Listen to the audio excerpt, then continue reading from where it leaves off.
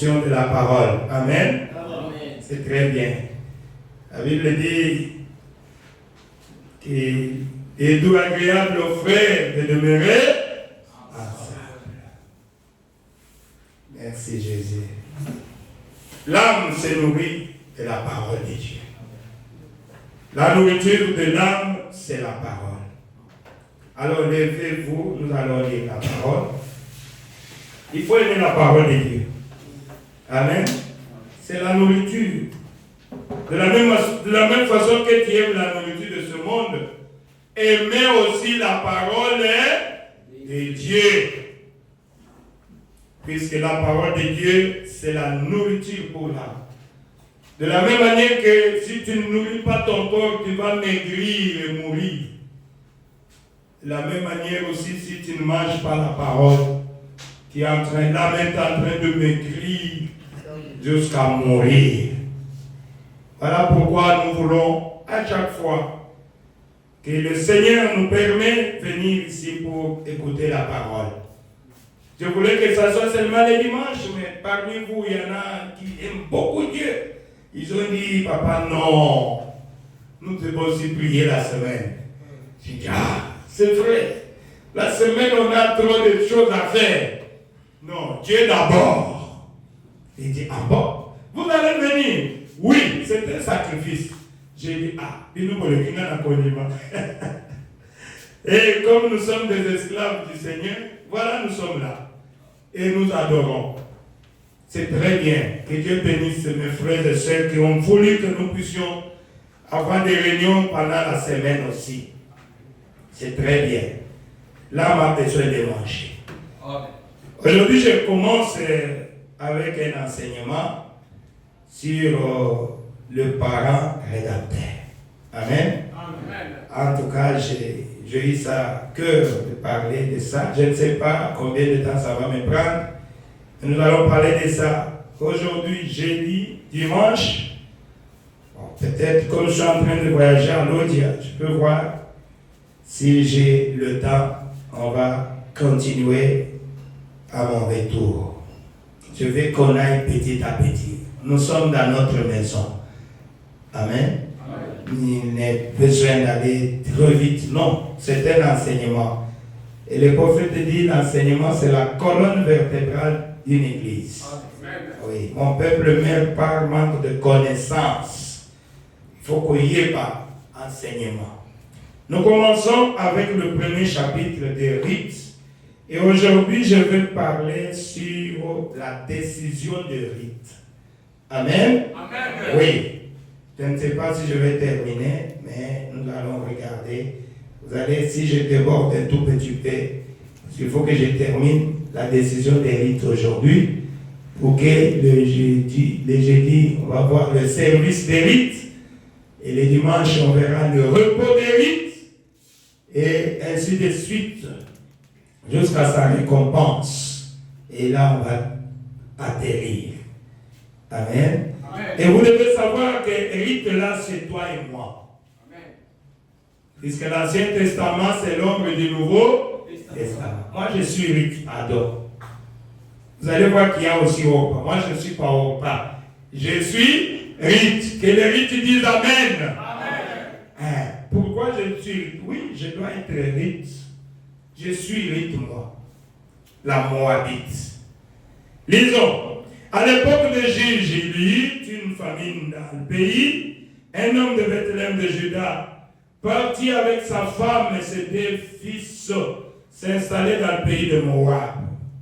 Le nom de cet homme était Elimelech, celui de sa femme Naomi. Et ses deux fils s'appelaient Maclon et Clijon.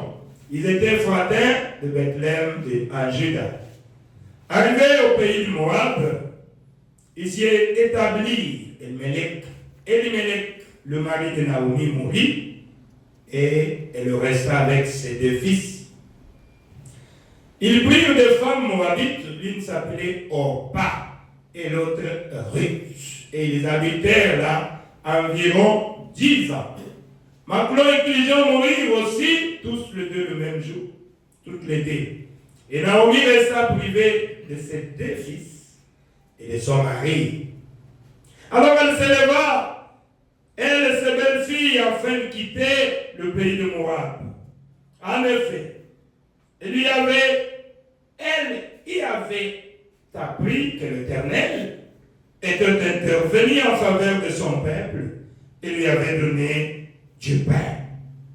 Elle partit de l'endroit où elle habitait, accompagnée de ses deux belles filles. Elle se mit en route pour retourner dans le pays de Juda. Naomi dit à ses deux belles filles, allez-y, retournez chacune dans la famille de votre mère.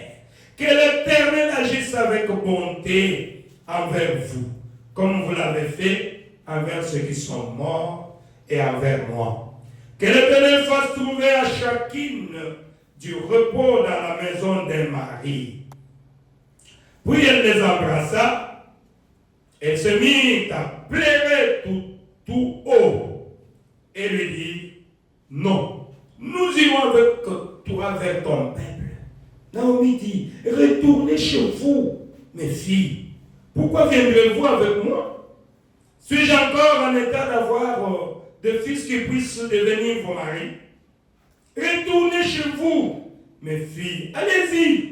Je suis trop vieille pour me remarier. Et même si je disais, j'ai de l'espérance, même si cette nuit j'étais avec un homme et que je mette au monde des fils, attendriez-vous pour cela qu'ils aient grandi? Refuseriez-vous pour cela de vous marier? Non, mes filles, car à cause de vous, je suis dans une grande amertume, parce que l'Éternel est intervenu contre moi. Et se remit à pleurer tout haut.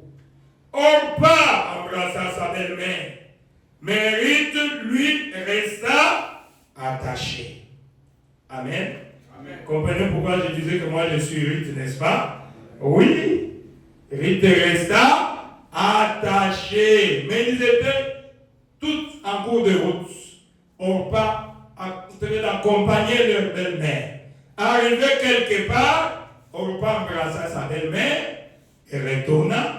Mais Ruth s'attacha à sa belle-mère. Retenez ça très bien. Voilà pourquoi je m'appelle Ruth, la Moabite. Oh Jésus! Pourquoi? Maintenant, Naomi dit à Ruth, tu vois ta belle-sœur est retournée vers son peuple, vers ses dieux. Elle retourne chez toi comme elle. Aïe, aïe, aïe. Écoutez la réponse. Et Ruth répondit, ne me pousse pas à te laisser à repartir loin de toi. Où tu iras, j'irai. Où tu habiteras, j'habiterai. Ton peuple sera, ton Dieu sera. Où tu mourras, je mourrai. Et j'y serai enterré. Que l'Éternel me traite avec la plus grande sévérité, si autre chose que la mort me sépare de toi. Naomi, la voyant décider à l'accompagner, Naomi cessa d'insister auprès d'elle. Amen. Amen. Alors, que le Seigneur ajoute sa bénédiction à l'écoute de sa parole. Amen. Seigneur Jésus, nous t'invitons, toi l'auteur de cette parole, bénis ces écritures, oins-moi. Seigneur, c'est un enseignement, je voulais que tu m'aides pour que je puisse aussi aider tes enfants qui sont venus ici, Seigneur, pour comprendre cet enseignement sur le parent rédempteur. Nous nous attendons au Saint-Esprit qui est ici. Prends le contrôle de toutes choses du début jusqu'à la fin. Guéris ceux qui sont malades. Donne la solution au problème de tes enfants. Visite chacun de nous, Seigneur, que nous puissions sortir ici satisfaits. Amen. Nous nous attendons à toi, au nom du Seigneur Jésus-Christ. Amen. Merci, mes bien-aimés. Oh là là là là là là. La décision de Ruth, c'est ce que nous allons voir aujourd'hui. Je disais que c'est un enseignement et nous allons étudier les livres de Ruth. Depuis le premier chapitre, comme nous venons de lire, nous allons arriver jusqu'au 4e chapitre. Oui, c'est 4 chapitres seulement. Comme le prophète le dit, que l'Ancien Testament est l'ombre du Nouveau Testament. C'est l'horloge. C'est-à-dire ce que Dieu avait fait dans le naturel avec Israël, il le fait aussi dans le spirituel avec son épouse. Amen. Amen. Son épouse, c'est qui? C'est toi, c'est moi. Vous devez savoir que le salut est individuel. Alors, voilà pourquoi nous nous inspirons toujours de ce que Dieu avait fait avec Israël, puisque Israël, c'est l'ombre de l'épouse du Nouveau Testament. Et le livre de Ruth, tel que nous venons de voir depuis le premier chapitre, on appelle cela, c'est quoi? C'est l'amour, je voulais dire. Amen. Oh, je disais, Seigneur Jésus, c'est un livre d'amour. C'est une histoire d'amour. Amen. Entre un homme et une femme. Mais cela a son débit. Puisque quand on parle d'une histoire d'amour, quand on dit Germain et Rick se mariaient, alors, cette histoire-là avait commencé un jour, n'est-ce pas? Oui, tout à fait. Comment ils ont commencé? Non, on a vu qu'ils se sont mariés. Et ici, vous allez voir que nous allons citer par le mariage de Ruth avec Boaz.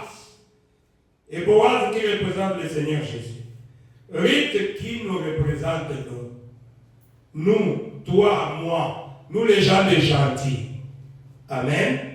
Et Orpa, donc, il est question ici, on a parlé de Orpa un peu, et on n'a plus parlé d'elle. Pourquoi? Puisqu'elle est rentrée vers ses dieux. Elle a refusé de marcher avec Naomi.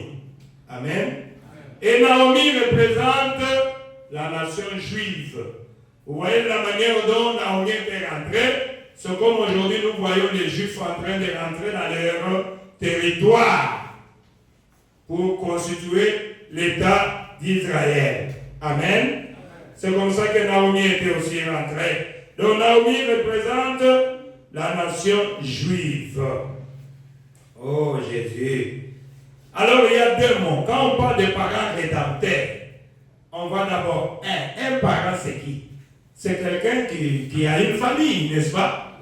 Oui. Donc, il doit y avoir quelqu'un qui a une famille et peut-être si c'est un père, on appelle, par exemple, moi ici, j'ai déjà perdu mon père. J'ai perdu un des parents. Je ne sais pas, c'est comme ça. Aidez-moi, puisque moi, je ne connais pas bien le français. Ah, Jésus.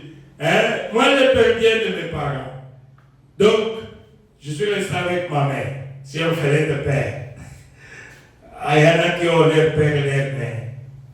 Vous voyez? Donc, un parent, c'est quelqu'un qui a des enfants. Vous êtes avec moi? Amen. Oui. Et on parle ici d'un parent rédempteur. Et la rédemption, c'est quoi? La rédemption, j'ai vu dans le dictionnaire, c'est la possession totale et complète de tout ce que ton frère avait. Quand je dis, je suis allé par exemple pour acheter mon frère, donc on parle de la rédemption, je vais aller posséder tout ce que mon frère avait, n'est-ce pas? Oui, et quand je prends cela, ça me revient, ça devient pour moi, puisque je fais la rédemption. C'est la possession totale et complète de tout. Et dans ce contexte, nous sommes en train de parler de notre Dieu qui est le Seigneur Jésus-Christ, celui qui est notre parent rédempteur. Et il nous a rachetés. Il est allé, il a récupéré tout ce qu'Adam possédait. Amen. Puisque Adam avait péché, et il était séparé, il avait certainement qu'Adam avait perdu quelque chose. Amen. Et en perdant cela, Jésus est venu comme parent rédempteur pour racheter Adam. Et Adam c'est qui? C'est toi et moi. Applaudissez pour le Seigneur. Alors, je peux lire ça, comme je disais, que je suis en train d'introduire. Je ne pense pas que je vais terminer ça aujourd'hui. Vous, si vous êtes avec moi, puisque l'enseignement se donne avec les Écritures à l'appui, lisez avec moi dans Lévitique 25, je vais lire à partir du verset 23 pour expliquer ce que je viens de dire. Les terres ne se vendront pas de façon définitive, car c'est à moi que le pays appartient. Et vous êtes chez moi comme des étrangers et des immigrés. Est-ce que tu as compris? Nous-mêmes, nous sommes ici sur la terre, ce n'est pas chez nous. Amen. C'est Dieu qui dit ici à Israël que vous n'allez pas vendre les terres définitivement, puisque ce n'est pas chez vous. Ici, au Congo, il y a une loi qu'on a votée, que les sols et sous-sols appartiennent à l'État. Ah oui. Mais ce n'est pas à l'État, c'est à Dieu.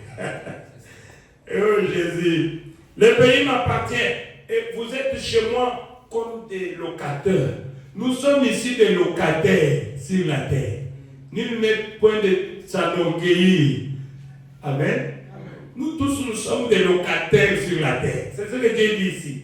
Vous êtes chez moi comme des étrangers et des immigrés. Ah Seigneur. Il dit, dans tout le pays dont vous aurez la possession, ce n'est pas chez vous. Mais il dit que c'est chez nous, alors il dit ici que ce n'est pas chez nous. Les langages de Dieu. Il dit, vous établirez un droit de rachat pour les terres. Est-ce que vous avez compris? Vous établirez un droit de rachat pour les terres. Il dit, si ton frère devient pauvre, vend une portion de sa propriété, celui qui a le droit de rachat, son plus proche parent. Mais regardez, vous avez compris? On va revenir sur ces écritures le dimanche. Son plus proche parent. Et Jésus est notre proche parent, puisqu'il est venu pour nous racheter. Ce n'est pas ça? Oui. Il est notre proche. Il est devenu notre proche parent rédempteur. Oh mon rédempteur, ça c'était sa terre. Il dit, son plus proche parent viendra et rachètera. Vous avez compris? Et rachètera ce qu'a vendu son frère. Amen. Il va racheter ce qu'a vendu son frère. Je me limite d'abord là-bas pour aujourd'hui. Je voulais expliquer la rédemption et le rachat. C'est Dieu qui avait établi cela. Je voudrais que vous puissiez marcher avec moi. Oh Jésus. Et racheter, puisqu'on a parlé qu'il va racheter ce que son frère avait vendu. Amen. Amen. Racheter, le dictionnaire me dit, c'est ramener à la position du départ. Amen. À la position initiale. C'est ça, racheter. Aïe, aïe, aïe. C'est-à-dire que la chair était là. J'ai amené ça ici. Quand on vous dit racheter la chair, c'est-à-dire retourner la chair à la position que la chair occupait avant. Je crois que vous commencez à comprendre. Amen. Et toi et moi, nous n'étions pas comme ça. On occupait une position car Dieu nous a créés. Mais c'est le péché qui nous a rendus comme ça. Nous sommes devenus errants ça et là.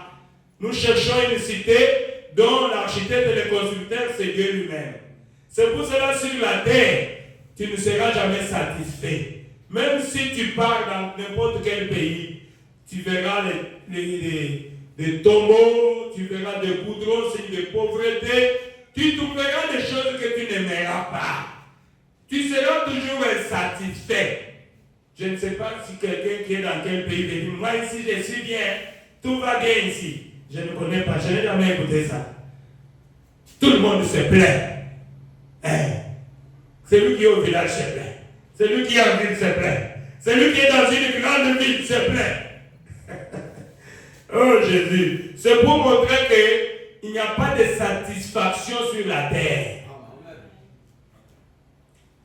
Vous voyez? Et vous savez d'où vient notre histoire. Un jour, Jean le divin plairait. Pourquoi il plairait? Je vois que j'ai chanté ça parmi les cantiques que j'ai chantés. Puisqu'il n'y avait personne qui était capable de prendre les livres et d'en rompre les 7 sceaux. Amen. Et dans ces livres-là, si vous allez plus loin dans les enseignements, quand on va aller, frère madame vous dit que c'est la Bible. Et c'est dans ces livres où nos noms sont inscrits. Ton nom se trouve ici. C'est pour cela que tu es venu, parce que tu as répondu à l'appel. Amen. Tu as été prédestiné bien avant la fondation du monde. Les livres là, où personne n'était incapable, j'en plairais au ciel personne, sur la terre personne, sous la terre personne, qui est digne de prendre les livres et d'en rompre les sceaux. Car tous nos péchés sont privés de la gloire de Dieu. Alors pendant que Jean plairait, il a écouté une fois un des 4 êtres vivants dit, Jean ne plaît pas. Voici les lions de la tribu de Juda. Et quand il a levé les mains, il a vu un agneau ensanglanté. Et Jésus-Christ, c'est l'agneau de Dieu qui ôte le péché du monde. C'est l'agneau qui a pris le livre et qui est venu nous réclamer. Amen. Et l'agneau de Dieu, c'est le Seigneur Jésus-Christ. C'est pour cela aujourd'hui, nous allons l'identifier comme étant notre parent rédempteur. Aïe, aïe, aïe. Applaudissez encore pour le Seigneur. Ça me fait du bien. Alors, les 4 chapitres du livre de Ruth nous relatent les 4 étapes de la vie de Ruth, qui représentent aussi les 4 étapes de la grâce de Dieu. Comme je le disais, premier chapitre, nous parlerons de quoi? Nous parlerons de la décision des rites. Et deuxième chapitre, nous parlerons des services des rites. Amen. Troisième chapitre nous parle du repos des rites. Et le 4e chapitre nous parle de la récompense. Amen. Dieu récompense bien. Ne pensez pas que quand tout ce que tu fais sur la terre, tu auras une récompense. Dieu paye très bien. Oh Jésus. Moi j'aime ça. Quand Dieu paye vraiment, ça sera très bien. Et Ruth avait été payé. Il avait trouvé un repos. Oh Jésus. C'est ce que nous allons faire. Nous allons voir. Et c'est la justification. C'est la décision. Amen. La sanctification et le baptême du Saint-Esprit et le Saint-Esprit lui-même, la personne du Saint-Esprit. Ça, vous le connaissez très bien. Nous venons d'enseigner sur ça ici. Sur Ézéchiel, où il y a les cœurs nouveaux, les nouveaux esprits, quoi encore? Le Saint-Esprit et le Saint-Esprit lui-même. La personne du Saint-Esprit lui-même. C'est tabernacle dans un être humain. C'est ça l'adoption même. Amen. Quand quelqu'un est adopté, c'est fini. Oh Jésus. Et Dieu peut dire, c'est de la saleté, viens te reposer. Amen. Quand tu atteins la perfection. Oh, merci Seigneur Jésus. Voilà ce que nous allons voir. Entrons dans la décision de rite. C'est le premier chapitre. Je crois que nous avions lu avec vous ici. Alors, là-bas, on nous parle d'une famille qui était à Bethléem de Juda. Et un homme du nom d'Elimelech.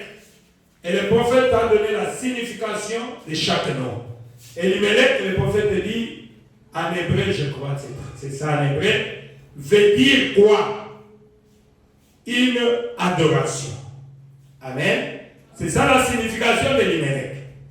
Et la signification, il a épousé une femme qui s'appelait du nom de Naomi. Naomi veut dire agréable, plaisant.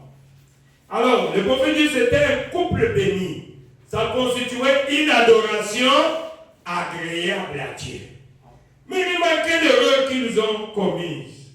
Dieu leur a donné des enfants. Il donne au premier fils le nom de Maclon. Le prophète dit Maclon en hébreu, ça veut dire maladie. Et Dieu leur donne un deuxième fils. Au lieu de changer de nom, il donne Kilijon. Kilijon, ça veut dire tristesse. C'est pour cela la tristesse les accompagnait. C'est pour cela la maladie les accompagnait. C'est là que le prophète dit attention avec les noms que vous donnez à vos enfants. Amen. Puisque les noms ont une signification. Amen. Et il y a l'influence qui accompagne ces noms-là. Amen. C'est un enseignement, je vais vous expliquer ça très bien. Je n'aurai pas le temps de tout lire, mais c'est ce que le prophète dit ici. Les noms ont une signification. Vérifie ton nom. Demande qu'est-ce que mon nom signifie. Moi, un jour, je ne savais pas comment cela signifiait. Un jour, je ne sais pas si c'était un ange, c'est qui. J'allais à l'église, j'arrive au rond-point. Un vieux papa, il est venu devant moi directement. Il me demande de l'argent. Moi, je n'avais rien. Il dit, donne-moi, j'ai faim. Donne-moi quelque chose. J'ai dit, mais je n'ai rien. Je regardais dans la poche, j'avais quelque chose. J'ai pris tout ce que j'avais.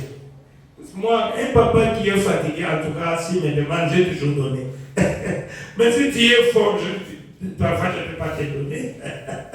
Puisque tu dois aller travailler.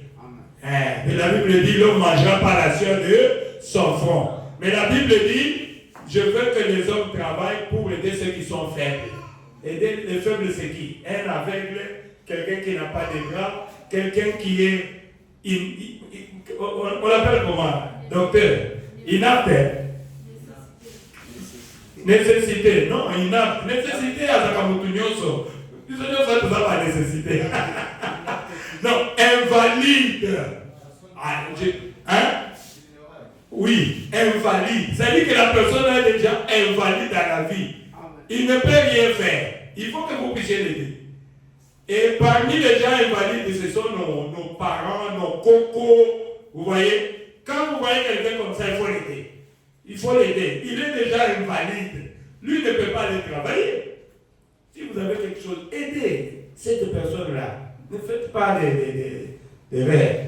Et j'ai aidé, j'ai pris tout ce que j'ai dit. Et papa, tu ne savais pas comment marcher. J'ai pris, je lui ai donné. Alors, je voulais partir, il ne me tient pas à la main. Je vous dis la vérité, c'est un rompe là. Il commence à me parler. C'est lui qui a commencé à me dire, comment tu t'appelles? J'ai dit, moi, je m'appelle Kalom Balabert. Il dit, oh, est-ce que tu connais la signification de ton nom? J'ai dit, je ne connais pas. Celui qui me dit, Kalomba, ça veut dire espoir. J'ai dit, bon, espoir, ça veut dire quoi? Il dit, souvent, quand il y avait des problèmes et qu'on ne trouvait pas de solution, il y avait quelqu'un qu'on attendait, on a dit, attendons Kalomba. Quand Kalomba vient, il va donner la solution. Alors, c'est ton nom. Donc, tu as de grandes choses à faire dans la vie. Applaudissez le Seigneur Jésus. Jésus. Oui, quand j'ai vérifié aussi l'origine de mon nom, c'était le nom d'un grand chef qui s'appelait Kalomba Kapounelo. Cet homme-là, si vous allez trancher, vous trouvez, c'est dans l'ancien temps là-bas. Et qu'il n'y a pas de solution, on attendait Kalomba. Et quand Kalomba arrive, ce qu'il dit là, c'est fini. Et on arrête. Donc on a tranché. C'est comme si c'est lui qui avait les derniers mots au niveau du village. Je ne savais pas. Et il m'a béni. J'ai senti, non, je suis parti. Je n'ai jamais oublié ça. Et c'est comme ça que j'ai compris que mon nom signifie espoir et tout ça. J'ai gardé ça comme ça. Donc chaque nom a une signification. Vous devez savoir, puisque vous voyez, l'influence, ça suit toujours. Le prophète en parle au paragraphe 50 de la prédication parole rédempteur. Il dit cette histoire en quelque sorte, il y avait une femme aimable, douce, une femme aimable et douce. Les femmes, soyez aimables et douces. Les mamans. Vous voyez, Naomi était une bonne femme. Une femme aimable et douce. C'est pour cela ces belles filles ne voulaient pas même la quitter. Toi, tu penses que si Naomi n'était pas aimable et douce, Ruth allait s'accrocher à elle. Il y avait une attraction. C'est pas ça? Soyez aimable et douce. C'est ce que le prophète dit. C'est pour cela ces belles filles, malgré que les maris sont morts, ils ont dit non, on ne va pas te quitter. Puisque tu es aimable, tu es douce, tu es une bonne mère. Aïe, aïe, aïe. Son nom était Naomi. Le prophète dit signifiait plaisant. Elimelech, son mari, ça signifie adoration. Alors, et tout ce que j'ai dit, c'est ce que le prophète dit ici. J'ai lu directement au paragraphe 51. Et il survint une famine dans le pays d'Israël. Et une famine dans le pays d'Israël, c'est comme une épreuve qui nous arrive, nous tous, dans nos vies. Amen. Quand une épreuve t'arrive, frère, sœur, le temps d'épreuve ne pleure pas. Continue à pleurer. Continue à espérer en Dieu. Espérant des choses éternelles. Tiens immirable main de Dieu. Il n'y a que les enfants illégitimes. Dès qu'il est dans une épreuve, il perd sa force. Il perd son identité. Il perd même son droit d'aînesse. Il va vendre cela. Il va vendre son corps. Il va aller chercher à voler. Non. Il faut résister dans l'épreuve. Amen. Amen. Et le prophète dit c'était une épreuve. La famine était venue. Dieu les a éprouvés. Et le prophète dit, et la première erreur, faute qu'un juif n'ait jamais faite, c'est de quitter ce pays-là. Dieu leur avait commis et donné le pays-là. Lorsque ce pays fut donné à Abraham, Dieu lui avait dit de ne pas quitter cette terre. Et qu'il fit. Qu'est-ce qu'Abraham fait? Il a commis une erreur quand il a quitté la terre d'Israël. Il est allé à Guérard, n'est-ce pas? Et là, il a eu des amis. Vous savez, vous comprenez? Abraham a eu des amis quand il a quitté. Et il est allé, vous savez, on voulait même prendre sa femme Sarah. C'était en Égypte. Pourquoi? Il a quitté Israël puisqu'il y avait la famine. C'était une épreuve. Quand une épreuve arrive dans ta vie, résistez. Amen. Ne vendez pas votre droit d'aînesse. Et il y a des problèmes. Abraham, c'est ce que le prophète dit. Le prophète dit, un juif ne doit jamais quitter la Palestine. C'est sa place qui lui est attribuée.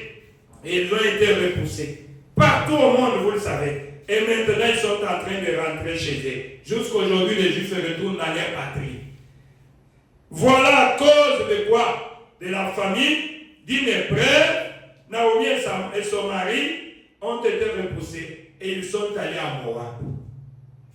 Est-ce que quand vous êtes allé à Moab là, c'est que vous avez laissé à Bethléem? Ce ne sont pas des êtres humains. Est-ce que vous comprenez? Pourquoi vous avez commis cette erreur? Et c'est ce que je vous ai toujours dit ici. Mon frère, toi tu penses que tes épreuves dépassent mes épreuves? Si moi je te donne mes épreuves, tu ne vas pas supporter ça. Tu vas dire, papa, garde ça pour toi. Chacun a ses épreuves. Mais tu dois supporter les temps d'épreuve. Je crois que j'ai déjà prêché sur les temps d'épreuve ici. Et les temps d'épreuve, Dieu veut témoigner son amour envers toi. Veut voir si vraiment tu l'aimes. C'est ce que nous avions dit, non? Qu'est-ce que Dieu veut dans... Pourquoi Dieu veut tester Israël? C'est pour voir si l'état de leur cœur. Si vraiment ils aiment Dieu dans leur cœur. Puisqu'ils étaient en Égypte, 40 générations, 400 ans, ils sont sortis. Dieu a dit, ces gens ici, si je les amène brusquement dans la terre promise, qui n'était pas loin, vous savez, la terre promise, l'Égypte et Israël, ce sont des voisins presque. Mais comment Dieu les a fait contourner jusqu'à faire traverser la mer Rouge? Dieu voulait les éprouver. C'est ce que la Bible dit. Pour voir la disposition de leur cœur. S'ils garderaient mes commandements, s'ils vont obéir aux commandements que je vais donner. Amen. Et c'est comme ça qu'il nous met aussi, à chacun de nous, à ces épreuves-là. Avant que Dieu puisse t'élever, tu dois passer par des épreuves. Amen. Dieu veut voir si réellement, avant qu'il puisse te bénir, te donner des millions, il veut voir quand il t'a donné 2000. Est-ce que tu viens à l'église? Quelqu'un trouve 2000, il fuit l'église. Oh, alors qu'il y a encore 100 000 qui t'attendent là-bas. Jésus, c'est ça l'erreur que nous commettons. Tu pries, Dieu donne-moi le travail. Dieu te donne un travail, tu ne viens plus à l'église. Pardon. Dieu trouve que, allez, on te chasse et là tu commences à venir à l'église comme ça. Dieu dit, bon, tu restes là-bas jusqu'à ce que tu vas me placer dans ton cœur. Jusqu'à ce que je serai le premier en tout. Amen. C'est comme ça que Dieu veut. Mais regardez le couple ici. Pendant qu'il y avait d'autres qui supportaient cette famine-là, ces temps d'épreuve là-bas à Bethléem, et ils ont pris comme option de sortir et d'aller chercher mieux ailleurs. C'est l'erreur qu'ils avaient commise. Amen. C'est l'erreur. Il devait se souvenir que notre père Abraham avait commis cette erreur ici et Dieu ne lui avait pas pardonné. Amen. Dieu n'aime pas quand il nous a donné cette terre à nous. Mais ils ont commis cette erreur. Et c'est cette erreur-là que nous commettons, nous tous ici. Amen. Et nous sommes Israël spirituel. Ils sont allés à Moab. Le prophète en parle. Moab, c'est qui? C'est un enfant illégitime qui était né par inceste, c'est-à-dire la fille, les deux filles de l'autre. Ils ont utilisé leur père, ils ont donné, ils l'ont fait boire du vin. Quand il est devenu ivre, ils l'ont utilisé et c'est comme ça qu'ils ont eu ces enfants-là. Alors, c'était vraiment les sangs purs, Moab, je peux dire ça, puisqu'ils venaient d'Abraham, n'est-ce pas? Oui. Mais comme ils sont restés là-bas mélangés avec des nations et ils étaient mélangés, c'est comme ça qu'ils ont perdu leur valeur. C'était devenu une nation de péché. Amen. Et c'est là qu'ils sont partis. Alors que ce sont des gens qui sont sous malédiction. Puisque avec la loi de Dieu, quand vous mélangez les sangs avec votre père, c'est une malédiction. Amen. Et vous allez vous associer avec les gens maudits. Et c'est ce que nous faisons aujourd'hui. Amen. Amen. C'est ce que nous faisons aujourd'hui. Le fait de quitter la terre promise, le prophète en parle au parole 54, je ne saurais pas lire les tout, sinon on ne va pas terminer. Peu importe combien cela était mauvais, séjourner dans un autre pays apporte toujours des problèmes. Amen. Amen. C'est ce qui a apporté des problèmes. Le fait de quitter votre pays, vous qui êtes juifs, et vous allez ailleurs, cela apporte toujours des problèmes. Ça, c'est dans les naturels. Nous sommes Israël spirituel. Oh Jésus. Au parole 55, il dit, et à n'importe quel moment, qu'un croyant quitte le terrain lui assigné par Dieu. Plusieurs fois, un croyant va en politique. C'est ce que le prophète dit. Avec cette élection qui vient, ainsi de suite, un homme bon peut être un bon homme et il irait se perdre sur ce terrain. Comme il prophète dit, comme un certain ministre de l'évangile qui prêchait la parole, que je connais, il a posé sa candidature pour devenir maire d'une ville. Et lorsqu'il le fit, il est sorti du domaine du ministre. Et Satan s'est emparé de lui. Amen. Ça, on n'en tient pas compte. Mais le prophète a refusé aussi qu'un chrétien ne peut pas faire la politique. Je ne sais pas si c'est ça. Mais nous avons les enfants des pasteurs, des chrétiens, qui sont des députés, qui vont aller. Vous voyez les affiches là. Mais pourquoi ils ne tiennent pas compte de ça aussi? C'est le prophète qui a refusé, non? Je peux dire qu'il a dit en aucun cas. Hein? Vous allez voir les enfants des pasteurs qui critiquent ça. Mais ici aussi, vous corrigez les prophètes quand vous laissez votre enfant aller faire la politique, qui ne l'aime pas. Je ne sais pas si c'est ça. C'est ça. C'est ça. Le prophète dit, au paragraphe 56, si n'importe quel chrétien quitte ces domaines, bien, il dit, je descendrai ce soir me tenir dans une salle publique avec les garçons, ça ce sont les filles, pour un moment, hein. Donc, dans ça, nous vit, hein. Je vais aller seulement. Je suis un chrétien, je suis une chrétienne, mais je vais aller pour un moment me tenir là-bas, hein, aux plages là où il y a des garçons là-bas. C'est pour un moment. Vous voyez? Je ne ferai aucun tort, hein. Je vais seulement observer. Je vais seulement observer seulement. Moi, je ne ferai aucun tort. Je prendrai juste un petit verre. Je vais seulement m'asseoir, prendre un petit verre, mais s'amuser avec les autres. C'est ça ce que le prophète dit ici. Écoutez, vous avez quitté le terrain. Amen. Rentrez. Amen. Vous êtes seulement en train de vous avancer vers le trouble. Tu es en train de te créer des problèmes. Amen. On va dit, oh, tous les restes des filles, hein, ce sont les filles qui disent, tous les restes des filles filment. J'en sais, je suis sûr. Vous avez, le prophète dit, vous avez quitté les terrains. Ne faites pas cela. Et restez dans le pays natal. Amen. Amen. Oh, bien. Chaque personne par ici m'appelle vieux brumé. Il m'appelle demandé. Le prophète dit, demeurez là-bas de toutes les façons. C'est votre place. Je vois que vous êtes en train de me comprendre. Demeurez où? Le prophète dit, en Christ. On va t'appeler demander. Elle a sauté. Il est sauté. Il n'est plus jeune. Ne bougez pas. Demeurez en Christ. Ne sortez pas. Oh Jésus. Il dit, vous devez vivre comme cela. Vous devez vivre comme des gentils hommes. Comme des dames. Ne faites jamais les choses que le monde fait. Amen. Parce que tous les yeux du ciel et de la terre sont fixés sur vous. Comme représentants de cette unique chose. Peu importe combien vous êtes faible, ni combien vous êtes petit, gardez votre tête droite. Parce que vous êtes un chrétien. Amen. Applaudissez pour le Seigneur Jésus. Quelque part, il dit, vous représentez le Seigneur Jésus-Christ.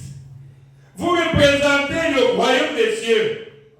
Un individu qui représente l'épouse tout entière. Amen. Partout où tu es, sache que tu représentes. Tu es identifié. Et restez en Christ. Amen. Oh Jésus. Restez là-bas. Le prophète parle d'une fille qui a été délivrée. Un jour, elle dit, bon, elle était une prostituée. Un jour, elle s'est dit, bon, comme moi je suis maintenant prostituée, Dieu m'a aidé, les demandes de prostitution m'ont quitté. Alors, j'ai des amis qui restent là-bas, chez Thelma là-bas. Hein?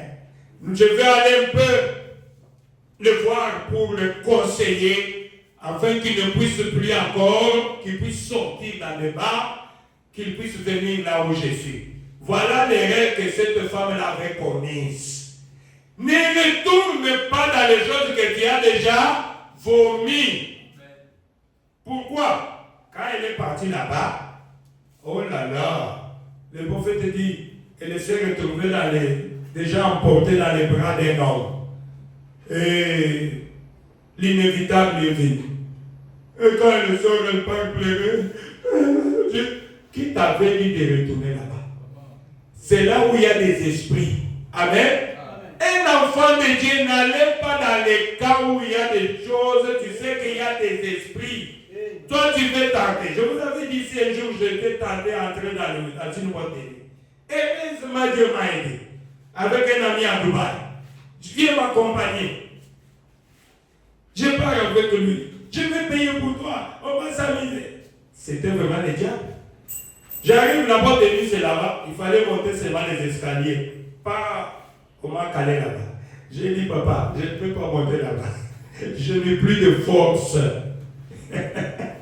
Il a dit, mais comment? Je vais payer tout pour toi. J'ai dit, non, tu vas me retrouver à l'hôtel. Moi, je rentre.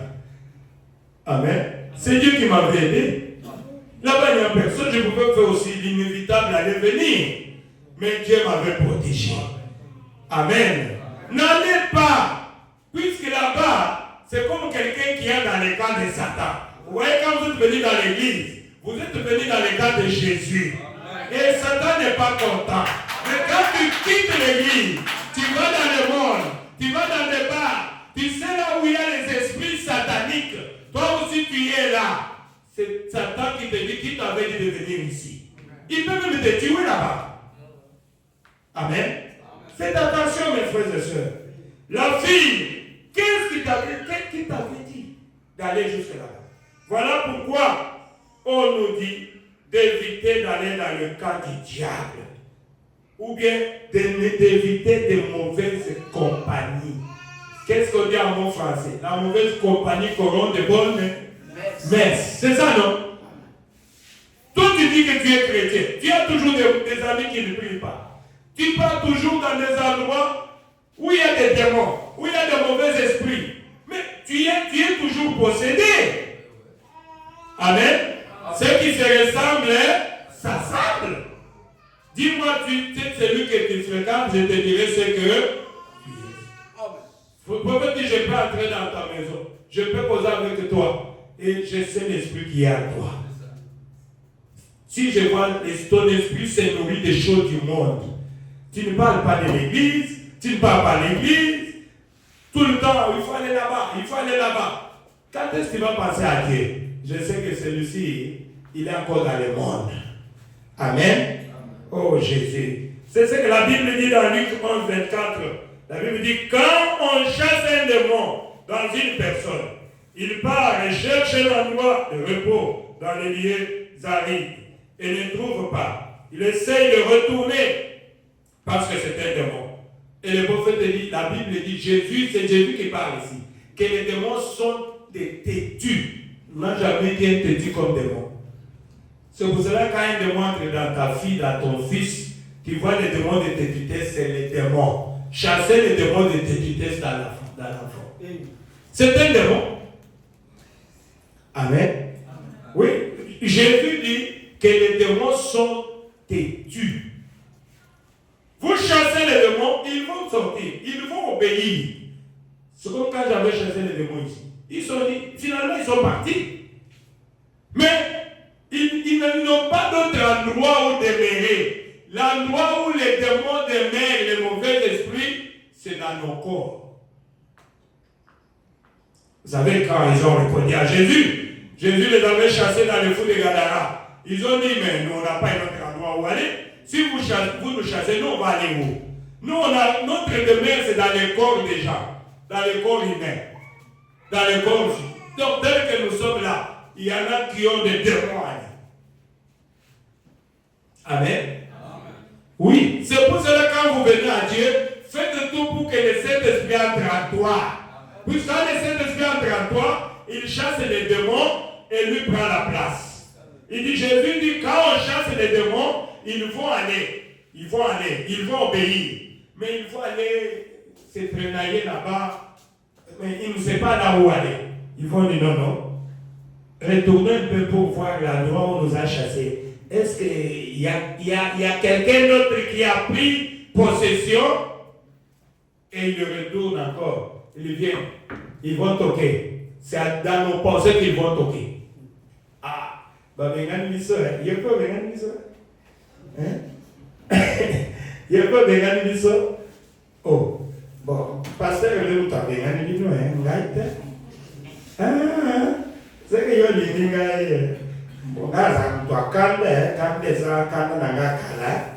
c'est le démon qui parle. Le démon est déjà là. Le démon dit, attendez, moi j'étais faible, c'est pour cela que le passé m'avait chassé. Je vais aller chercher cet démon méchant, plus méchant que lui. Et Jésus dit, la condition de cet homme sera pire qu'avant. Vous avez dit, oh, mais on avait délivré ce monsieur, comment il est devenu comme ça? Il ne s'est pas accroché à Dieu pour que l'Esprit de Dieu entre en lui. Il s'est laissé toujours comme ça. C'est comme ça que les démons sont retournés. Faites attention. Il part chercher l'endroit de repos dans les lieux arides. Continuez à chasser les démons chaque jour. Les combats spirituels, c'est chaque minute, chaque heure. Et ce combat-là, la plus grande bataille, ce n'est pas dans nos pensées. Amen. Satan te dit, il est aussi écrit. Arrière de moi, Satan. Moi, je chasse Satan chaque minute, chaque seconde. Il vient dans les pensées. Fais ça. Je dis non, ça c'est pas la parole de Dieu. Il est écrit comme ça. Pourquoi je ne peux pas faire ça? Toi, tu veux que je fasse ce que tu me dis. Arrière de moi, Satan. Je ne peux pas t'obéir. Il dit, et il essaye de retourner parce que c'est un démon. Les démons ont été toujours têtus. Ça, c'est Jésus qui parle. Jésus reconnaît la tétuité des démons. Et bon, mon gars. Hein? Vous voyez? Alors, il regarde l'endroit où il était chassé. S'il le trouve vide et balayé, il s'en va et récupère cet autre démon, plus méchant. Ça, c'est Jésus qui parle. Hein? Que lui, il dit que la condition de la personne deviendra pure qu'avant. C'est là que j'avais compris. Quand je chasse les démons, je vois la personne retourner. Je dis, ah, il n'a pas été fort. N'est-ce pas? Il n'a pas été fort dans la prière. Au lieu de s'accrocher à Dieu, il s'est laissé faire. Et les démons est rentré. Où est mon problème? Où est mon problème? Et vous allez voir tous les démons qu'on chasse dans les églises là. Ça retourne toujours. Ça retourne. Puisque les gens ne sont pas sanctifiés. Amen. Puisque tu dois être là. C'est pour cela que nous prêchons la parole. Nous préparons les gens. Tu dois être justifié, sanctifié. Et tu dois arriver au baptême du Saint-Esprit. Et c'est comme ça que tu peux vaincre Satan. Jésus a dit, vous cherchez les gens. Écoutez ce qu'il parle. C'est ce que Jésus a dit. Vous cherchez les gens pour les amener dans vos églises. Pour faire de ces gens-là des prosélytes. Prosélyte, c'est-à-dire, il dit, c'est 2 fois méchant, plus qu'avant. Quelqu'un qui était dans le monde, il avait sa méchanceté, mais il était un peu bien. Mais vous allez lui dire, venez dans l'église, venez dans l'église, venez dans l'église. Il arrive dans l'église, il devient encore 2 fois méchant. Plus que quand il était dans le monde. J'ai déjà causé avec les gens comme ça. D'ailleurs, quand je ne priais pas, j'étais bien. Depuis que j'ai commencé à prier, je suis devenu encore mauvais. Plus mauvais qu'avant.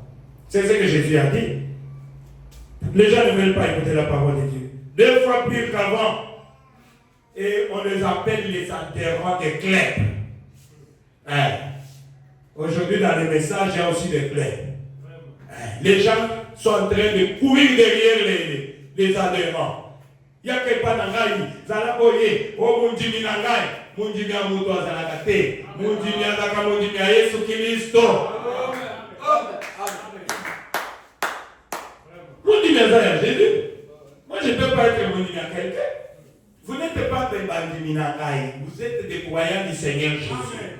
D'ailleurs, notre église s'appelle le royaume des adorateurs de qui? De Jésus-Christ. Amen. Nous adorons Jésus. Celui qui est notre roi. Celui qui est le roi de chacun de nous. Et Jésus doit être ton roi même dans ta chambre à coucher. Si tu es vraiment un adorateur du Seigneur Jésus, Jésus est ton roi même dans ton lit. Jésus te gouverne, te contrôle, tes mouvements. Oh Jésus. Amen. Jésus doit te contrôler. C'est là que j'avais retrouvé cette inspiration-là pour donner ce nom, royaume des adorateurs du Seigneur Jésus. Ça dit beaucoup. Hein? J'ai vu ça dans le 5 identification précise de la véritable Église Dieu vivant. Paragraphe 30. J'ai lu quand le prophète disait, nous avons accès auprès de notre roi. Nous avons une entrevue avec lui chaque fois que nous désirons l'invoquer.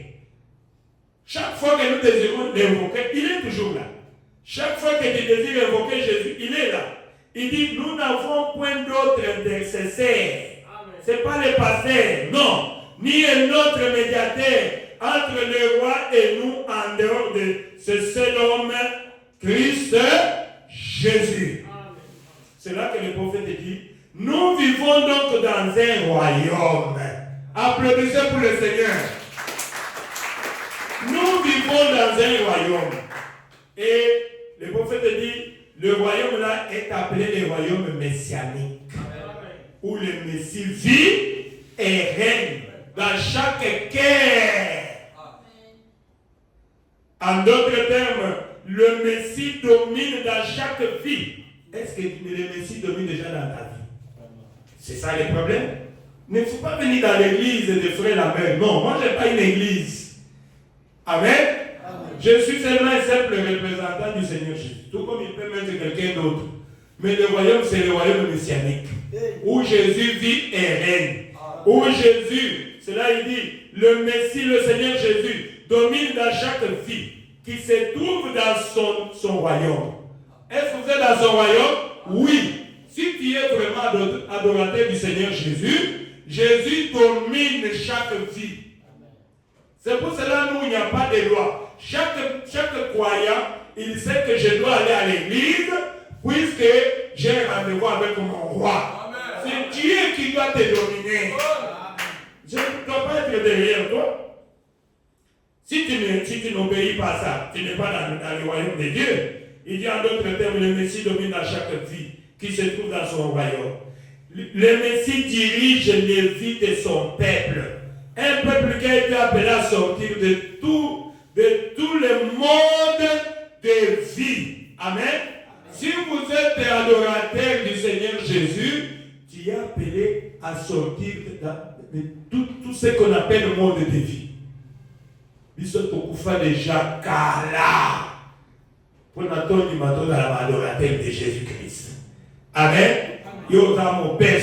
Donc tu n'es pas encore de cette église-là. Amen. Oui. Jésus doit dominer dans tout le monde de vie. Le rassembler dans un groupe. Et Dieu nous a rassemblés dans un groupe. Et il a appelé ce groupe-là son église. Le royaume des adorateurs. Amen. Amen. C'est appelé à sortir. Amen. Le prophète dit, n'est-ce pas une chose merveilleuse? Applaudissez pour le Seigneur. Voilà notre groupe. Nous sommes des adorateurs de Jésus-Christ. On n'a pas de loi. Je ne peux pas vous interdire. Mais sache que si vous allez communier dans une église, il faut être sûr que c'est une église de Dieu. Puisque dans les églises, il y a des esprits. Amen. Ah, c'est ça le problème. Mais tu es libre. Si j'apprends que bon, Dieu allait communier quelque chose, il n'y a pas de problème. Amen. Ah. Mais si tu as déjà choisi ton église, tu es du royaume des adorateurs. Le prophète dit, tu es membre, ta présence est nécessaire là-bas. Amen. Puisque chaque fois qu'il y a réunion, tu dois être là. Mais quand on n'a pas réunion, que tu vas aller communier ailleurs, il n'y a pas de problème. Moi, des fois, je pars communier ailleurs. Mercredi, peut-être, je peux aller au tabernacle. Vendredi, je peux aller chez le pasteur Lobandi. Je pars chez ma soeur si j'écoute la parole de Dieu, puisque je suis un adorateur de Jésus. Mais quand il y a culte ici, je dois être ici. Amen. Je dois être ici, puisque j'ai accepté de soutenir cette œuvre ici. Amen. Je crois que c'est ça. Oh Jésus. Oh Jésus. C'est ce que Jésus a dit. Mais vous cherchez les gens. Vous les amenez dans un clair. Oh, nous sommes les clercs de terre. Nous sommes les clercs de terre. Ce ne sont pas des églises. Maintenant, ce sont des clercs. Des boutiques. Oh, moi, j'ai une boutique. Il fait des calculs sur les têtes des gens. Ce n'est pas une église. C'est ce que nous avons ici, des clercs dans le message et dans les dénominations. Ce sont des clercs. Ce n'est pas moi, c'est le prophète qui parle de ça. Il dit qu'il y a beaucoup de clercs, même dans l'église du message aujourd'hui. Il y a beaucoup de clercs. Clercs pentecôtistes, clercs adventistes, clercs. Ce sont des clercs. Ah Jésus. Alors, continuez un peu notre sujet. Ici, à cause de la famine, cette famille avait quitté Bethléem pour aller s'installer à Moab. C'était une erreur. Alors que Bethléem signifie quoi? La maison de pain de Dieu. La maison de pain de vie. Est-ce que vous n'avez pas réfléchi que non, c'est une épreuve, ça va passer. Puisque Dieu est ici. Bethléem signifie la maison de pain de Dieu. Ah.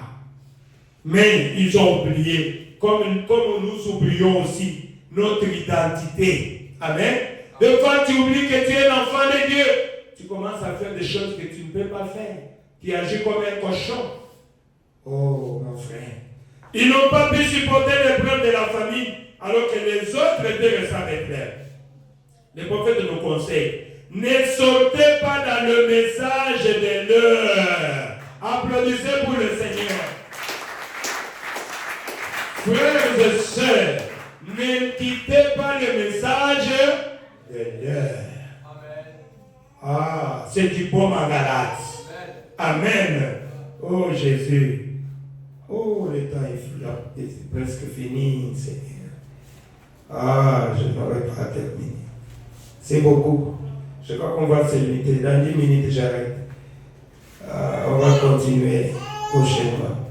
Je crois qu'un enseignement, ça se donne tranquillement. Hein? Si j'essaie d'aller vite, je vais oublier les choses. Je crois que c'est bien d'aller petit à petit. On va voir ça jeudi. Si on ne termine pas, on va voir dimanche. Et jusqu'à ce qu'on va terminer. Je crois que pour le moment, il nous reste 10 minutes. Et pour te dire ni ton adore et puis on termine. Je me respecter l'air, je ne veux pas que je puisse avoir des problèmes avec mes huissiers. Ah Jésus. Ne sautez pas dans les messages de l'heure, sinon vous allez avoir des ennuis. Vous aurez des ennuis. N'allez pas loin de cette parole, mon frère, ma soeur. Amen. Les prophètes et les églises dénominationnelles de réveil, ils sont restés dans les déserts. Il n'y a rien là-bas. Tu quittes le message, tu dis que je rentre dans l'église de réveil, mais il n'y a rien là-bas. Est-ce que les gens qui sont dans le désert, ils ont quelque chose? Non. Ils sont restés dans le désert. La vie se trouve dans le grain. Le grain, c'est le message de l'heure. Nous avions dit que c'est dans le message où il y a la vie, où il y a le Saint-Esprit, où il y a des bénédictions, où il y a tout. Dans ce message, il y a tout. Je peux m'étonner quand tu me dis que j'ai quitté le message. Non, tu es au pas. Tu n'étais pas vite. Amen. Ah, nous, on va dire à qui d'autre rions-nous. Nous avions compris, c'est ici dans le message, c'est mon pays. Amen. Oh Jésus. Au paragraphe 63, il dit, comme chaque individu représente la nation chrétienne entière, savez-vous cela? Que vous, dans votre comportement, dans la manière dont vous agissez individuellement, ce que vous faites, vous, en tant qu'individu, vous représentez le corps entier de Christ. J'avais déjà dit ça. Amen. Amen. Vous représentez toi. Partout où tu passes, sache que tu représentes le corps entier de Christ. Tu représentes le Seigneur Jésus. Ne fais pas honte de ce message. Amen. Amen. Ne fais pas honte de la parole de Dieu. Vous dites, je suis un laïc. Ou bien je suis un croyant simple dans le banc. Moi, je ne prêche pas. Hein? Moi, je suis seulement dans les bancs, j'écoute. C'est-à-dire que je peux boire un pain, je peux aussi m'amuser. C'est ça que le prophète dit. Tu es un simple croyant, mais tu représentes le corps entier de Jésus-Christ. Puisque tu t'appelles chrétien. Amen. Oh Jésus. Cela ne fait rien. Lorsque vous portez le nom de chrétien, vous représentez Christ et son Église. Amen. Alors, vous devez vivre selon votre témoignage. Amen. Ne faites pas la honte de Jésus-Christ. Oh Jésus. Je crois que ça nous interpelle tous. Amen. Il dit, Naomi, laissez-moi terminer la partie de Naomi ici. Naomi s'est demandé, pourquoi la main de l'Éternel a-t-il été si cruelle pour moi? Des fois, ce sont les questions que nous nous posons. Amen. Quand il y a des épreuves, tu te dis, pourquoi? Moi aussi, je me suis demandé un jour quand j'avais perdu mon fils. Pourquoi? Ça, c'est trop, Seigneur. Je ne comprends pas pourquoi cela m'est arrivé. C'est comme Naomi. Oh Jésus. Mon frère, ma soeur, chaque épreuve, Dieu sait pourquoi cela arrive. Amen. Pourquoi la main de l'Éternel était si cruelle pour moi? Le prophète Naomi se disait, c'est pour ces belles filles. On a dit ça, non? Il dit, pour vous, la main de l'Éternel. Et Naomi a compris que c'est puisque ses enfants étaient allés épouser de païennes. Peut-être c'est pour cela que Dieu les avait. La main de l'Éternel était sur lui, puisque c'était une interdiction formelle en Israël. Elle dit, c'est peut-être à cause de cette belle fille-ci que la main de l'Éternel a été sur moi. Oh, Dieu m'a rejeté. Je suis une proscrite. Je ne sais pas ce que j'ai vraiment fait, mais je suis une proscrite. Le prophète dit, voyez, Dieu était en train de réaliser son programme. Applaudissez pour le Seigneur. Frère, je crois que tu as reçu la réponse à ton problème. Amen. Tu te poses des questions. Pourquoi je suis ici? Pourquoi des choses comme ça m'arrivent?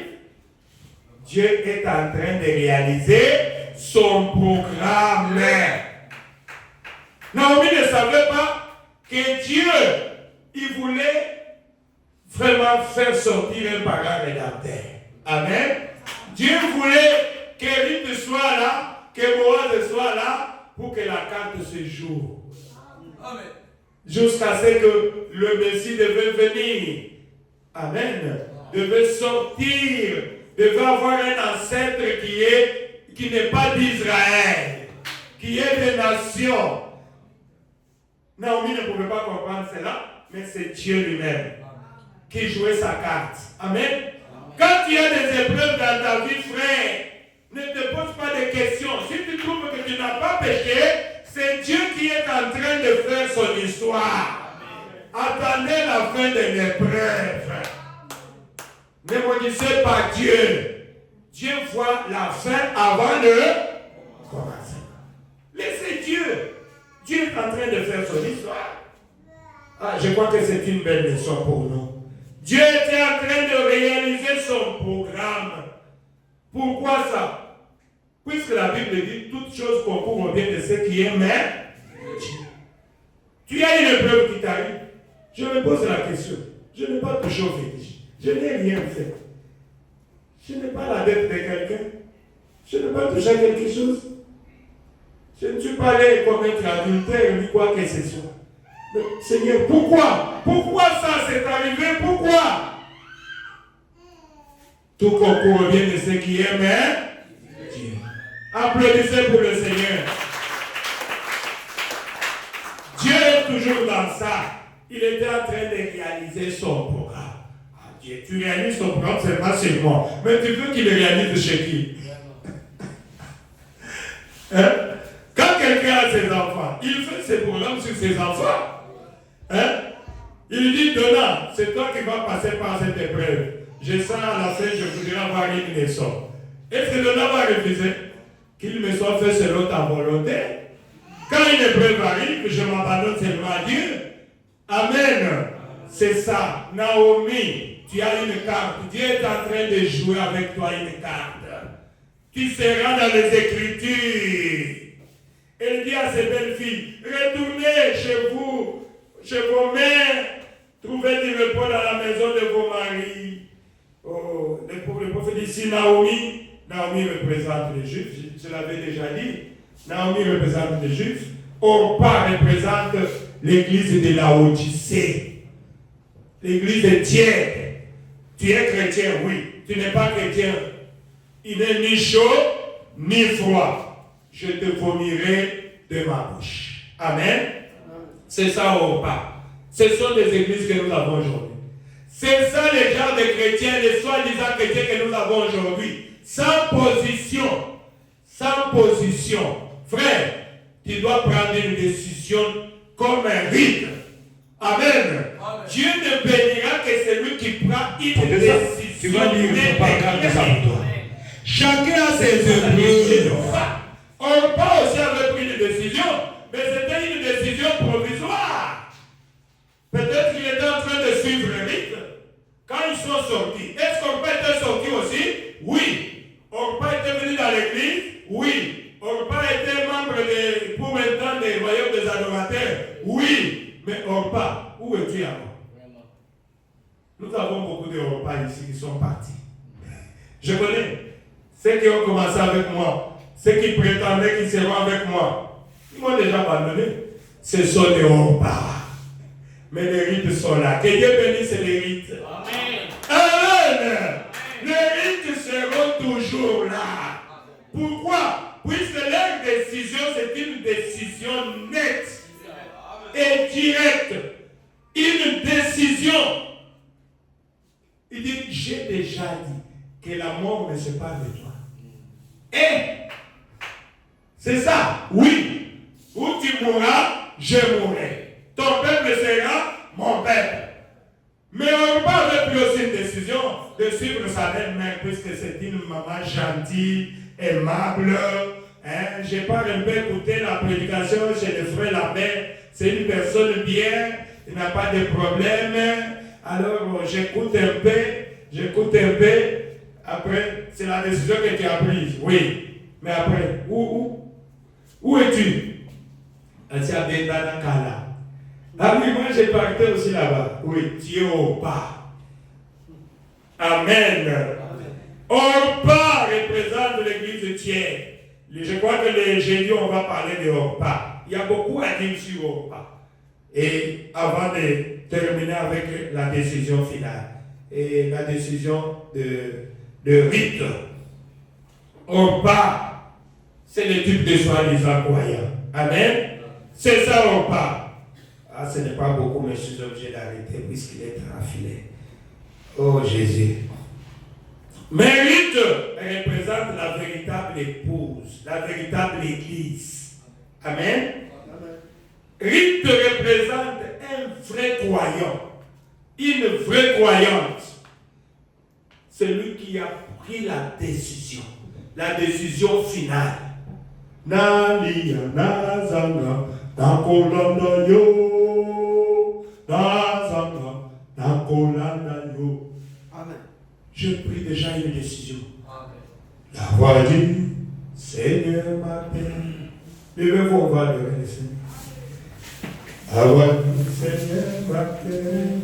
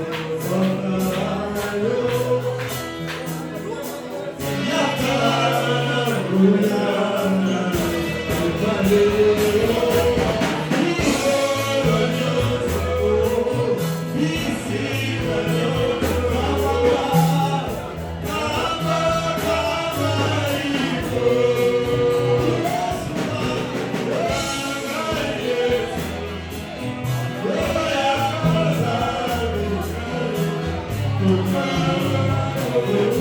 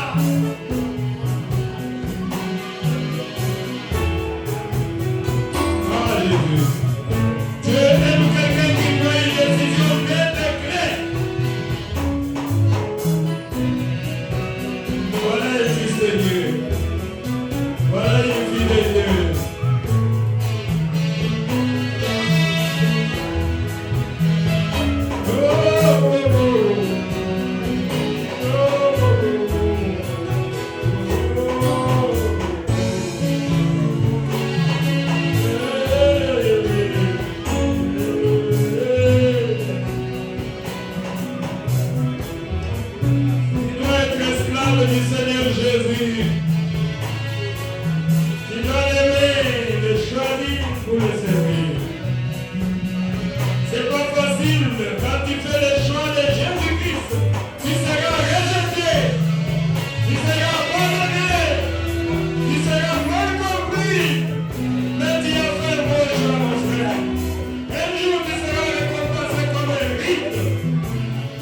Ah, merci Jésus, je sens ta présence, Seigneur.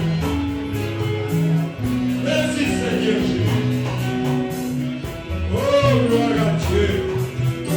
Merci Jésus d'avoir aimé les péchés de rien du tout comme nous autres ici, Seigneur. Merci notre Dieu. Il est ici. Je sens sa présence. Le Seigneur Jésus-Christ. Celui qui est avec William Branham. Celui qui est avec Dorothy Kassolovini.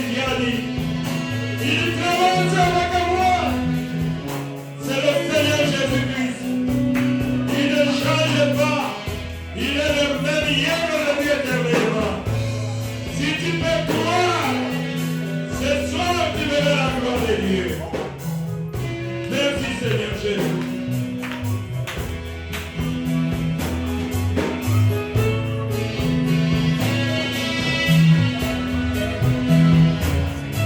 Seigneur Jésus, tu sais que je t'aime.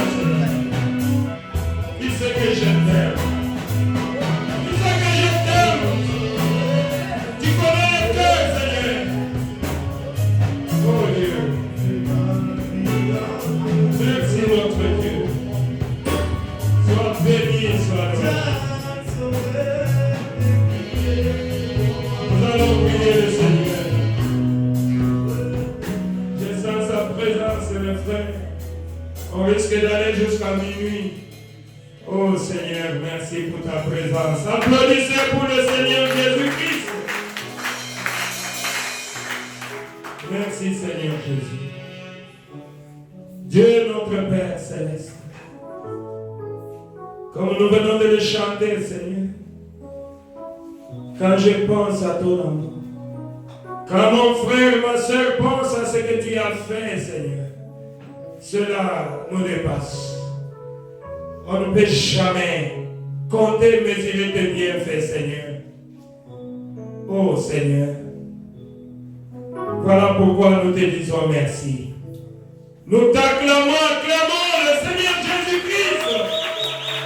Que son nom soit élevé à jamais. Le roi des rois, le Seigneur des seigneurs, le mari capable, le plus beau d'entre 10 000 pour nos âmes. Oh, celui qui a les derniers mots, celui qui détient le souffle de vie, celui qui élève, celui qui abaisse, celui qui fait vivre. Le Dieu d'Abraham, d'Isaac et d'Israël, le Dieu vivant, celui qui nous a aimés, qui nous a élus, qui nous a prédestinés par son amour à être ses enfants d'adoption. Seigneur notre Dieu, merci. Merci Seigneur pour ce moment glorieux que nous venons de passer dans ta présence. Seigneur, ton fils a prié. Ton fils a confessé. Chacun a ouvert sa bouche. Chacun s'est exprimé de sa manière, Père. Et toi, tu es le souverain sacrificateur de notre confession. Tu es sur le trône de miséricorde maintenant même, en train d'intercéder pour nous, Seigneur. Oh Dieu, comme ton serviteur, je te prie, oh mon Père. Si je trouve grâce devant tes yeux, encore une fois ce soir, exauce la prière de ton fils, de ta fille, que tout ce qu'ils ont demandé leur soit accordé. Au nom du Seigneur Jésus-Christ. Celui qui est malade, que sa maladie, tous les démons de maladie, je vous ordonne en tant que serviteur de Dieu de libérer le corps des enfants de Dieu. Maintenant même, au nom du Seigneur Jésus-Christ, je proclame tout celui qui est entré malade guéri par le même plaisir du Seigneur Jésus. Celui qui a besoin d'argent, l'or et l'argent t'appartiennent. Donne l'argent à tes enfants. Donne-nous des millions, Seigneur. Même si tu donnes des millions, tu ne manqueras de rien. Tu nous as dit, cherchez premièrement le royaume des cieux et sa justice. Seigneur, remplis chacun de nous du Saint-Esprit au nom du Seigneur Jésus. Et Seigneur notre Dieu, que nous puissions sortir ici satisfaits. Donne du travail à tes enfants pour qu'ils puissent, Seigneur, être indépendants, Seigneur, et qu'ils puissent soutenir cette œuvre, Père éternel. Je sais que si tu les bénis, ils vont soutenir ton œuvre. Bénis nos activités, tout ce que nous faisons, nous voulons voir ta main. Nous voulons prospérer à tous égards, Seigneur. Accorde-nous cela, Père éternel. Oh Dieu, combat pour chacun de nous. Je chasse les diables, tous les démons, les influences mauvaises de nos familles, tous les démons, toutes les flèches de contre nous par Satan. Je les chasse loin de nous, au nom du Seigneur Jésus. Que cela quitte dans le lieu arides. Tu es Dieu. Seigneur, nous sommes venus dans ta présence. Nous croyons que nous sommes satisfaits. Et nous croyons que nous allons sortir ici satisfaits. Puisque nous sommes dans ta présence. Toi, le roi des rois et le Seigneur des seigneurs. Merci notre Dieu de nous avoir parlé ce soir. Merci de nous avoir aidés dans cet enseignement, Jésus. Nous savons que tu vas continuer avec nous jusqu'à la fin. À toi la gloire, à toi l'honneur, à toi la puissance, la magnificence, aujourd'hui au siècle des siècles, au nom du Seigneur Jésus. Seigneur, nous allons prélever les offrandes de l'Église. Bénis chaque main qui mettra quelque chose dans le panier. Que tu puisses bénir tes enfants au centuple. Celui qui n'a pas apporté quelque chose, bénis-le aussi. Il n'a pas apporté puisqu'il manque, Seigneur. Amen. Si tu lui donnes, il lui donnera aussi, Jésus. Amen. Bénis le travail de nos mains. Le reste, Seigneur, que tu sois avec nous. Il fait noir dehors. Sois notre lumière, Seigneur. Oh Dieu, tes enfants qui vont parcourir des distances, que tu les accompagnes, Père. Je chasse les démons des accidents, les démons de panne, tout ce qui est du diable, les projets de Satan, que cela quitte sur tes enfants. Au nom du Seigneur Jésus-Christ, je le bénis en tant que ton serviteur. Soyez bénis au nom du Seigneur Jésus. Accorde-les, Père. Je te le demande ainsi, au nom de Jésus-Christ, notre Dieu. Amen. Applaudissez pour le roi des rois.